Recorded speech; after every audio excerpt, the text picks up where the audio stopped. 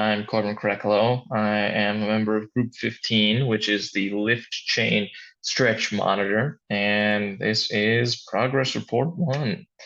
So, in order to understand really the progress that we have made and the project itself, you have to understand what it's intended to do. And it's intended to keep measure of the amount of stretch that a forklift chain has undergone and to measure if it's still able to work in a safe way. Because as forklifts operate, they're going to be lifting very, very heavy loads. And so any amount of weakness in the belt is going to be multiplied by just the massive loads that are going to be lifted by the machine.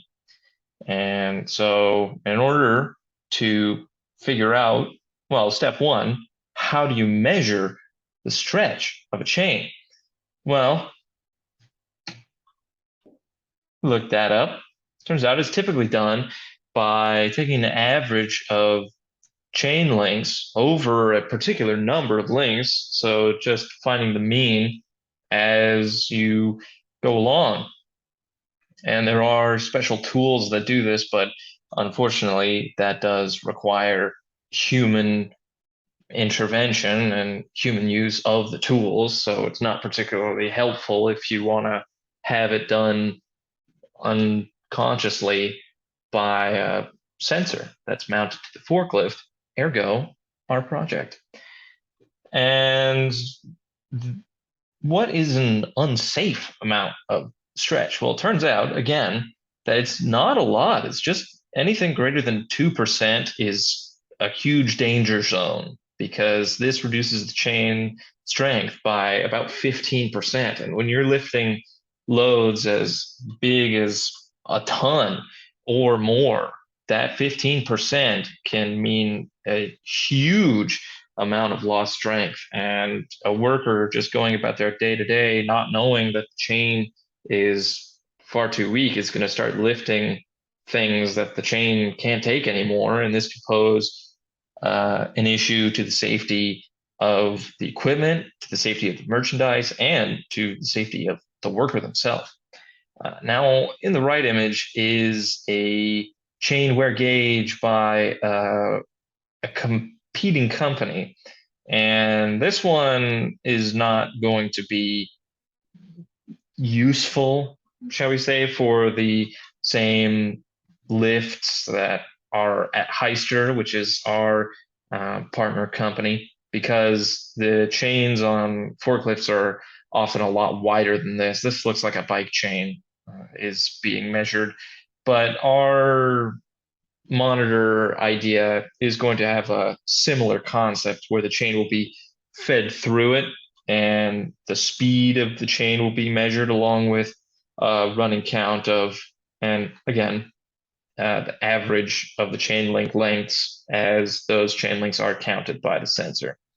And the progress for this progress report that will be reporting is that we have managed to make successful contact with our project partner. And this is a big deal because in our project partner field, there was actually an incorrect email. So we were sending all of our emails and then our follow-up email to an account that wasn't real. And so we contacted Don and he contacted Heister and then they contacted us for reals this time. And the middleman between us and our real project partner got in contact with us. And then we contacted our real project partner. And from there, we have been talking and we have told him that we will be interested in having meetings and having a tour of the facility. And he has expressed a desire to take us on a tour.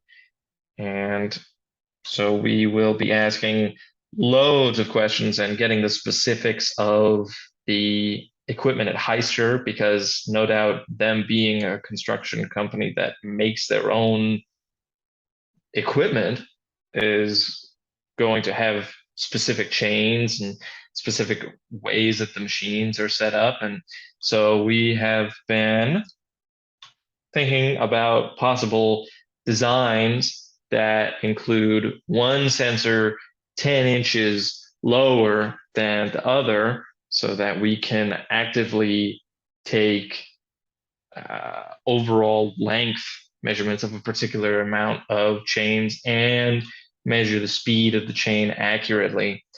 And we will have a lot of questions along this design process that can be answered once we have our tour of the facility and once we have more fluid channels of connection with our partner and we're able to communicate and ask pertinent, real questions that Google can't answer.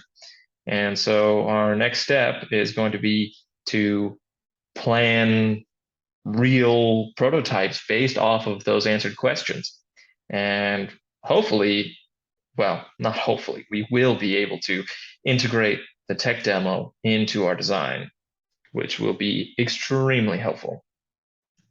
So thank you very much. I hope you have a good peer reviewing journey.